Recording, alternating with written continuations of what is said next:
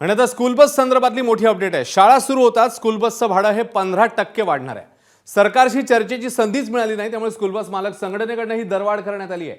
Petrol diesel दरवाढीमुळे एकूणच school बसची भाडेवाढ होत असल्याचं समोर येत आहे। तब्बल 15% भाडेवाढ ही आता करण्यात येणार आहे। या निर्णयाबद्दल अधिक माहिती घेऊया वेदांत नेब यांच्याकडून। वेदांत, आता अवघ्या 1 ते 2 दिवसावर शाळा आलेल्या असतानाच ही दरवाढ। वेदांत, शाळा 15 जून पासून सुरू होणार आहेत। काही शाळा 3 जून पासून सुद्धा सुरू झालेल्या आहेत आणि त्यामुळे या सगळ्याचा विचार करता स्कूल बस मालक संघटनेनं काही सूचना राज्य सरकारला केल्या, ज्यामध्ये ऑनलाईन आणि ऑफलाईन मोडमध्ये जर शाळा सुरू केल्या तर कदाचित ही भाडेवाढ टाळता आली असती, असं स्कूल बस मालकांचं म्हणणं आहे।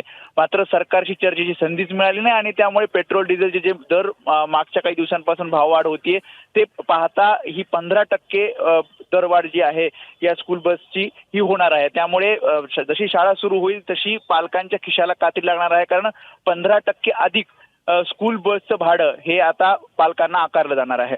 अश्विन, वेदांत, धन्यवाद या सगळ्या सविस्तर माहितीबद्दल।